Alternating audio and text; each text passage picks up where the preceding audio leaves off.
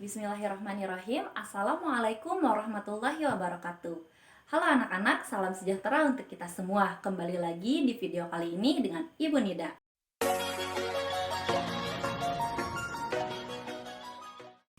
Setelah sebelumnya kalian pernah belajar terkait LKPD 1 dan LKPD 2, kali ini kita akan belajar terkait LKPD 3 dan LKPD 4 ya. Di LKPD keempat, kalian akan membahas terkait cara membuat teks negosiasi baik secara lisan maupun tulisan.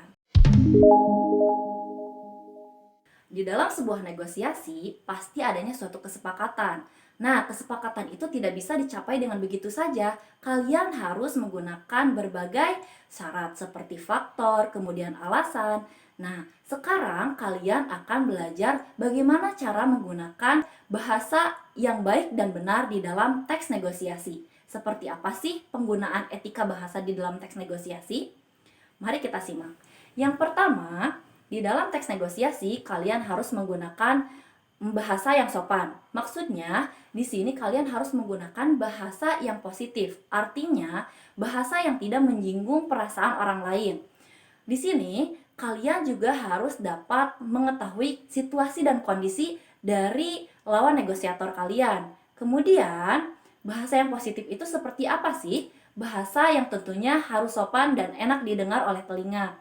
Contohnya seperti ini. Mohon maaf Bu, apakah mangga ini boleh saya tawar? Nah, ada kata mohon maaf. Jadi ada pembukaan kata yang menjadi pengantar bahwa kalimat itu bisa enak didengar.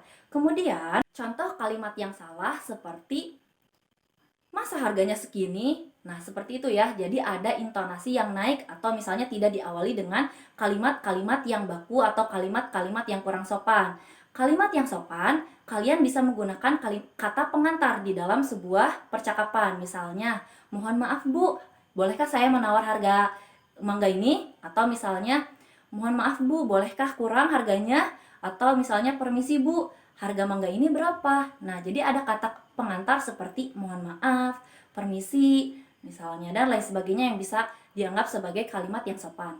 Etika berbahasa selanjutnya di dalam teks negosiasi adalah kalian harus berperilaku adil. Hal tersebut telah Ibu sampaikan di LKPD pertama bahwa kalian harus berperilaku adil. Perilaku adil seperti apa sih? Yakni perilaku yang bisa suka sama suka. Nah, hal tersebut telah dijelaskan oleh Ibu di dalam surat An-Nisa ayat 29 ya. Yang ketiga yaitu argumen tidak berlebihan. Maksudnya, di sini kan kalian berkesempatan untuk mengajukan suatu penawaran dan pengajuan.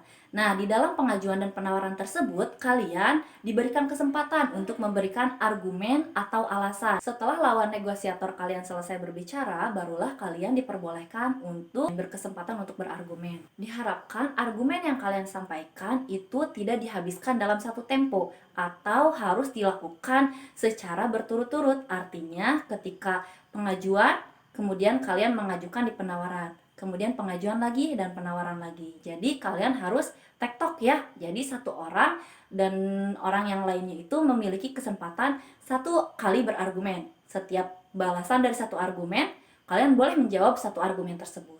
Yang selanjutnya yaitu argumen harus sesuai dengan fakta. Mengapa ini harus dilakukan? Karena agar kalian dapat dipercayai orang lain, maka kalian harus dengan jujur untuk berpendapat. Artinya, kalian harus dapat mengambil hati lawan negosiator kalian. Jika lawan negosiator kalian sudah tidak percaya dengan kalian, maka kegiatan negosiasi selanjutnya tidak akan dipercayai lagi. Nah, maka dari itu kegiatan negosiasi ini harus dilakukan dengan sehat ya. Etika berbahasa selanjutnya yaitu kalian tidak boleh menyanggah argumen dengan terburu-buru. Artinya, biarkan lawan negosiator kalian itu selesai dulu untuk berbicara. Selain tidak sopan, kegiatan ini itu sangat mengganggu sekali. Nah, alangkah lebih baiknya jika kalian memberikan dulu kesempatan lawan negosiator kalian untuk selesai berbicara. Setelah itu, barulah kalian mengungkapkan apa yang kalian rasakan. Yang selanjutnya adalah kalian harus meminta alasan mengapa jawabannya iya ataupun tidak. Hal ini bertujuan agar kalian bisa memahami satu sama lain. Jadi kalian bisa memahami keinginan lawan negosiator kalian sehingga kalian nanti bisa mencari jalan keluarnya. Nah, contohnya seperti kenapa tidak bisa atau bagaimana caranya supaya kamu mau mengikuti pendapat saya. Seperti itu ya. Nah, itu dia beberapa poin-poin dari kegiatan etika berbahasa di dalam sebuah teks negosiasi. Ibu harap kalian dapat mengaplikasikannya di dalam kehidupan sehari-hari. Nah, selanjutnya kita akan membahas terkait kaidah kebahasaan di dalam sebuah teks negosiasi. Kaidah kebahasaannya yang pertama, kalian harus menggunakan kalimat persuasif. Apa sih itu kalimat persuasif? Kalimat persuasif itu adalah kalimat ajakan, bujukan, dorongan, atau saran yang bisa kalian sampaikan kepada lawan negosiator kalian. Buat lawan negosiator kalian mau untuk melakukan atau menyetujui kegiatan negosiasi yang telah kalian lakukan. Kemudian, kalimat ini biasa juga disebut dengan kalimat bujukan. Nah, biasanya ditandai dengan kata-kata seperti ayolah, mari, dimohon, diharapkan. Nah, kalimat-kalimat seperti itu ya. Bedakan antara kalimat imperatif dengan kalimat persuasif. Kalimat imperatif itu lebih kepada kalimat suruhan, artinya kegiatan itu wajib dilakukan.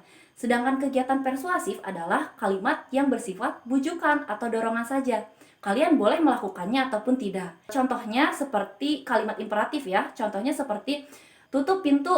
Nah, itu kan kalian menyuruh teman kalian misalnya untuk menutup pintu. Kalau misalnya kalimat persuasif seperti saya harap kalian dapat memaklumi keadaan saya. Nah, itu keinginan atau harapan orang lain untuk menyetujui atau misalnya untuk menanggapi perasaan lawan negosiator kalian.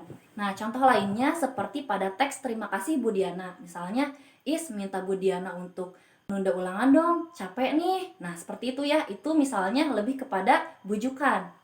Kemudian contoh yang lainnya, kami harap saudara dapat memakluminya. Kemudian, mohon beri harga yang kurang lagi Bu. Atau contoh yang lainnya, wah baju ini cocok dipakai untuk ibu, cocok sekali dengan warna kulit ibu. Nah, ini biasanya digunakan dalam kegiatan transaksi jual beli ya.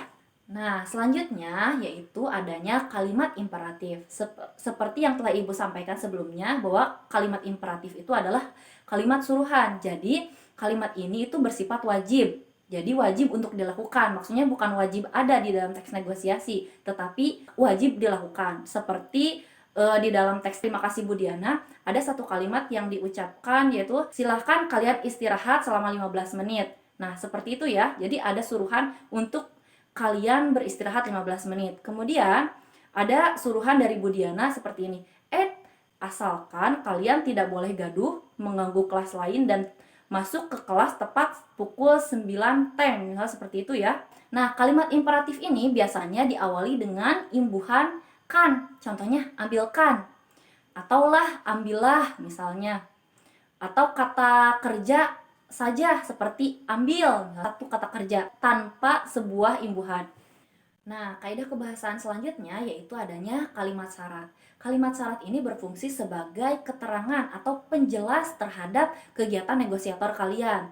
Nah, biasanya kalimat syarat ini diawali dengan kata asalkan, jika, kalau. Nah, contohnya seperti di dalam sebuah teks ISMI yang HP baru. Nah, ayahnya memberikan syarat bahwa dia harus rajin belajar kalau misalnya dia mau memiliki HP baru. Nah, kalimat ini itu berfungsi juga untuk membuat kejelasan bahwa sebuah kegiatan bisa dilakukan jika kalian memenuhi syarat ini. Seperti itu ya. Kemudian, beberapa contoh diantaranya, yang pertama seperti boleh kamu pinjam buku ini asalkan dikembalikan lusa ya. Nah, seperti itu. Jadi ada asalkan, atau kalimat yang lainnya, kamu bisa mendapatkan motor kalau kamu mau menukar tambahkan dengan HP barumu.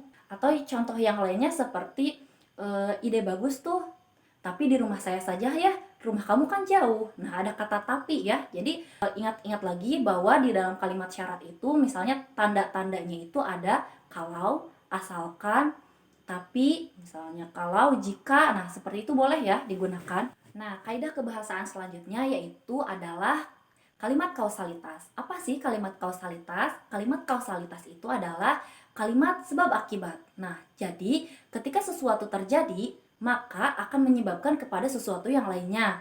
Nah, kalimat ini biasanya berhubungan dengan kalimat syarat. Namun, tidak selamanya kalimat syarat itu adalah kalimat kausalitas ya. Contohnya seperti ini. Tanaman ini tidak terlihat murahan kalau dirawat dengan baik. Nah, apa yang menyebabkan tanaman ini tidak murahan? Yaitu karena dirawat dengan baik. Apa akibat dari tanaman ini dirawat baik? Yaitu tidak akan terlihat murahan. Jadi ada hubungan sebab akibat dari satu kegiatan dengan kegiatan yang lainnya.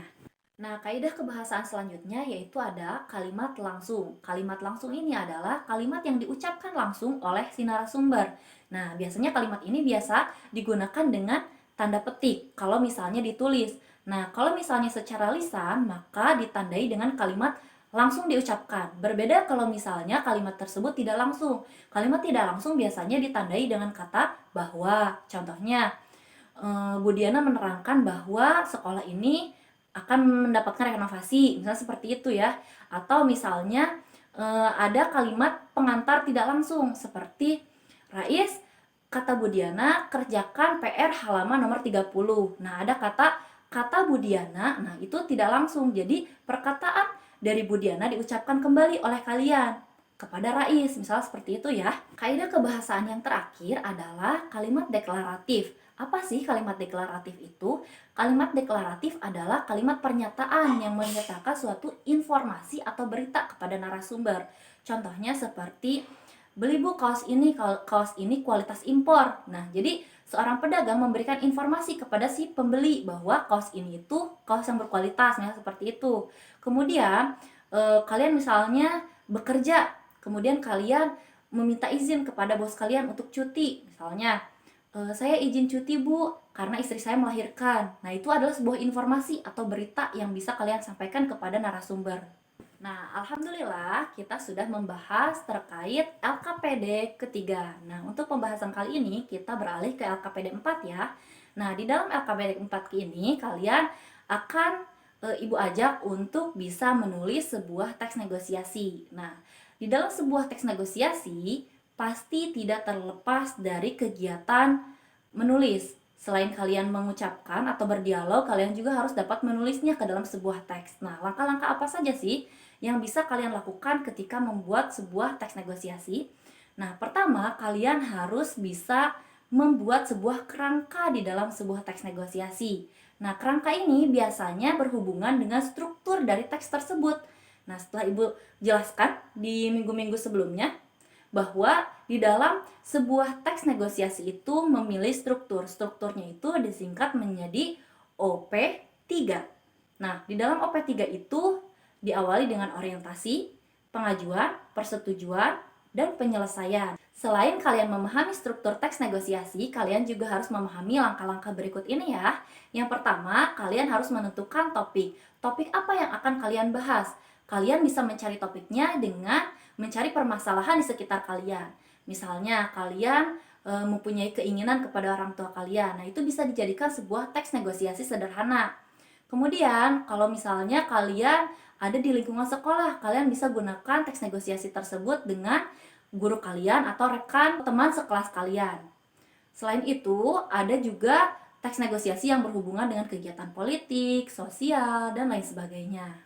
Nah, langkah yang selanjutnya yaitu kalian harus menentukan para pihak, yakni kalian harus menentukan siapa sih yang akan kalian jadikan lawan negosiator kalian. Misalnya, kalian ingin membuat sebuah teks negosiasi antara pedagang dan pembeli, misalnya. Kemudian antara siswa dengan guru, atau misalnya antara bos dengan karyawan. Kemudian kalian bisa membuatnya antara ibu dan anak, dan lain sebagainya. Bebas ya, bisa disesuaikan dengan permasalahan yang ada. Nah, yang selanjutnya adalah tentukan perbedaan atau permasalahan atau disebut juga dengan konflik. Nah, di sini kalian tentukan permasalahan apa yang ingin kalian ambil sebagai sebuah topik. Contohnya, ada perbedaan asumsi terkait upah minimum, misalnya ketika kalian bekerja, atau perbedaan pandangan tentang tempat wisata yang ingin kalian kunjungi, misalnya ketika kalian ikut study tour, atau misalnya kalian berbeda pendapat tentang kegiatan struktur organisasi di kelas. Nah, itu bisa dinegosiasikan ya. Nah, yang selanjutnya adalah menentukan solusi dan penawaran. Nah, solusinya biasanya misalnya harga telah disepakati antara pedagang dan pembeli, atau misalnya sebuah tempat wisata telah disepakati antara kedua belah pihak. Nah, langkah yang selanjutnya yaitu menentukan model kesepakatan. Nah, ini biasanya berhubungan dengan syarat sebelumnya ya. Nah, di dalam kegiatan ini kalian bisa menentukan kegiatan apa yang berhasil kalian capai. Misalnya, kegiatan study tour ke tadi. Nah, di dalam kegiatan ini kalian akan adanya kesepakatan terkait kalian akan pergi kemana, misalnya ke Bandung. Nah, itu kesepakatan yang dicapai adalah terjadinya suatu kegiatan study tour ke Bandung. Atau misalnya terjadinya upah minimum. Atau misalnya terjadinya kesepakatan antara pedagang dan pembeli terhadap suatu harga. Nah, kegiatan selanjutnya setelah kalian membuat sebuah kerangka, kalian juga harus menyunting teks negosiasi tersebut. Apa sih sunting itu? Sunting itu adalah bahasa Inggrisnya edit. Nah, jadi kalian harus mengedit dulu teks yang kalian akan publish. Nah, jadi kalian jangan hanya membuat sebuah teks negosiasi dengan cuma-cuma. Kalian harus melihat kembali apakah teks yang kalian sudah buat itu sudah memenuhi standar. Contohnya sudah memenuhi strukturnya kah?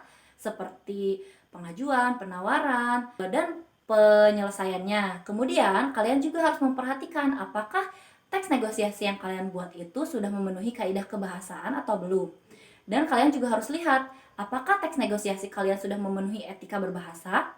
Kemudian, setelah kalian melihat beberapa tahapan tersebut, kalian beralih kepada kegiatan berbahasanya. Apakah teks negosiasi kalian sudah menggunakan bahasa yang baik dan benar? Apa sih bahasa yang baik dan benar itu? Bahasa yang baik itu adalah bahasa yang digunakan sesuai dengan konteks keadaan. Contohnya, ketika kalian belanja ke pasar, kalian tidak usah menggunakan bahasa yang terlalu baku. Contohnya seperti ini. Bang, apakah mangga ini dijual? Bolehkah saya membelinya? Berkenankah abang memberikan potongan harga? Nah, di dalam kegiatan di pasar tidak ada menggunakan kata yang baku seperti itu ya, tetapi bang, mangga ini berapa? Nah, maksudnya berapa itu adalah harganya. Jadi si abang sudah otomatis mengetahui atau memahami maksud kalian. Itu bahasa yang benar ya, yang sesuai dengan konteks dan situasi. Nah, sedangkan bahasa yang benar adalah bahasa yang sesuai dengan kaidah kebahasaan. Artinya, apakah gramatikal bahasanya sudah jelas atau sudah bagus? Contohnya, tolong ambilkan.